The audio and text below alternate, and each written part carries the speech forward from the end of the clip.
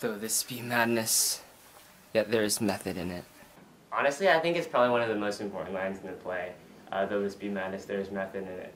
Because, I mean, not only is it Polonius basically saying, I think Hamlet's faking madness in his aside, there is method to madness in the play. There's a reason why he puts madness in it, the causes of madness, how it infects other people, and ultimately what it does to people in the end. So, I mean, there is method to madness. People who are mad all share an element of selfishness. Yeah. And they're concerned about their own interests rather than those of others. I think the selfishness, it gives them like a reason to justify their actions. How is madness infectious? Like, it starts with Hamlet, and then it moves on to Ophelia, but like, what are the details and how that occurs? When Hamlet tries to act mad, like he goes and sits with her in the play and he's saying all of these like really like inappropriate things to her and she doesn't know what's going on. He's like almost like coughing on her, like rubbing this infectious disease onto her. It's like messing with her mind, and it leads her to becoming crazy because she just doesn't know what's going on. She doesn't know what to do with herself. She's becomes lost. It really is about passing this madness around. The madness is a living kind of a thing that has to be passed to the different characters. This is at the core of acting. Oh, my lord, I have been so affrighted. How now, Ophelia? What's the matter? My lord, as I was sewing in my closet, Lord Hamlet, with his doublet all embraced, no hat upon his head, his knees knocking each other, and with a look so piteous and purport as if he had been loosed out of hell, to speak of horrors, he comes before me. Mad for thy love? My lord, I do not know, but truly I do fear it. He took me by the hand and held me hard, and with his other hand, thus o'er his brow, he falls to such perusal of my face as he would draw it. He raised a sigh so piteous and profound, as it did seem to shatter his being. That done, he lets me go, and out the doors he went. So why are we even using this scene? Because how does it show like his madness spreading? I think it's really important that this is kind of the beginning, that the audience first sees his because you hear about it, but you haven't seen it. Like when you're gonna come down the stairs as Hamlet and you have your pants down. I think as simple as that seems, just you coming down the stairs, it's really important that the audience sees you all messed up and crazy. Yeah. It's just the beginning, and it's the beginning of kind of the infectious nature of his madness, because this is when it first really spreads to Ophelia. The person that she cares about is still there underneath what the exterior shows, like all this insanity. It's the person you love is going crazy, and you guys like can't be together anymore because like they have changed. And I'm not talking just like changed a little bit.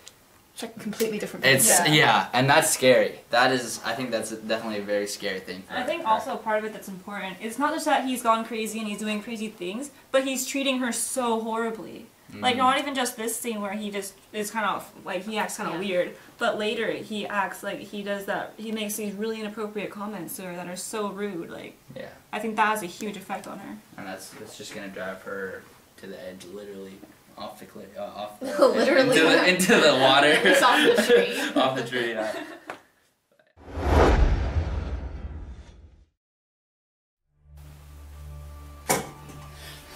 One woe doth tread upon another's heel. So fast they follow. Your sister's drowned. Laertes. Drowned? Oh, where? There grows a willow, aslant in a brook, that shows his hoar leaves in the glassy stream, when down her weedy trophies and herself fell in the weeping brook. Her clothes spread wide and mermaid-like, but long it could not be till that her garments, heavy with her drink, pulled the poor wretch from her melodious lay to muddy death. 2. I was thinking, when we were filming earlier today, and Emily, before you like jumped out of the tree, you took a breath, almost like Hesitation. Yeah, like a hesitation, and thinking about what you were gonna do. And I was just thinking, what was going through your mind at that time?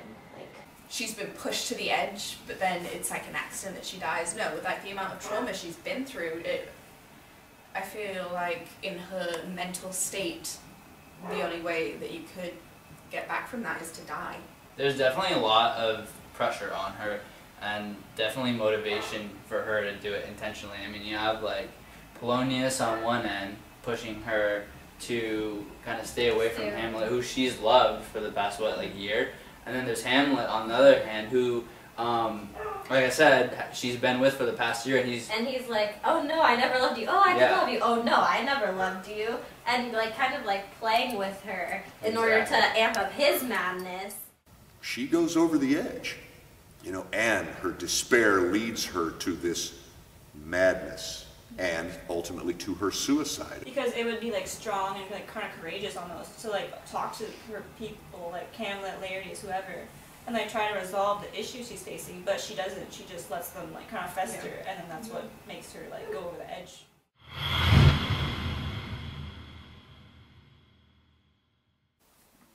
So, graveyard scene. Yeah. You ready? I think so. I mean, I think to fully get this down, we gotta kind of understand what's going on, what's going behind the scenes.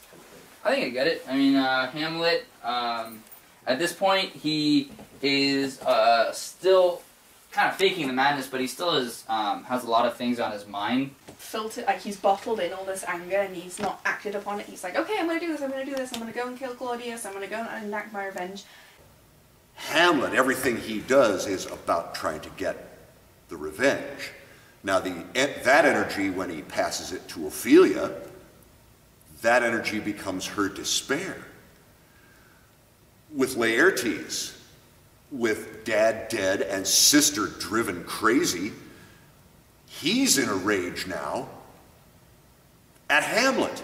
Laertes is initially just having a good time in Paris, talking to his friends, doing, all this stuff. Then, he's got to come back, deal with all this, father's death, sister's death, all this, this conflict. And, how is he going to feel? How is this grief going to overwhelm him? So I think it's important, when they start fighting in the graveyard scene, that's just going to be huge. Two insanely mad guys, lots of pressure, lots of fun. What ceremony else? Her obsequies had been in far and large as we have warned you. Her death was doubtful, and she should in ground unsanctified have lodged, yet here she is allowed her virgin grants. Lay her the earth, and from her fair and unpolluted flesh may violet spring. I tell thee, a ministering angel shall my sister be. What? The fair Ophelia? Oh, treble will fall 10 times treble to that cursed head whose wicked deed thy most ingenious sense deprived thee of. What is this? Whose face brings up emphasis? Whose phrase of sorrow conjures the wandering stars and makes them like wonder-wounded hearers? They will take thy soul! I prithee, take thy hand off my throat, for though I'm not splenitive and rash, I have a danger to me! Hamlet! Hamlet!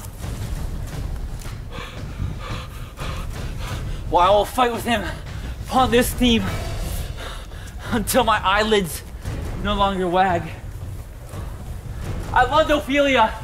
What wilt thou do for her? Oh, he is mad, Laertes. This is mere madness. Let's not while us to work on him.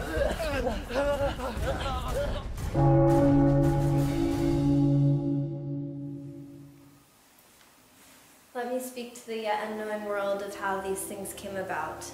So shall you hear of carnal, bloody, and unnatural acts, of accidental judgments, casual slaughters, of deaths put on by cunning and forced cause, and in this upshot, purposes mistook,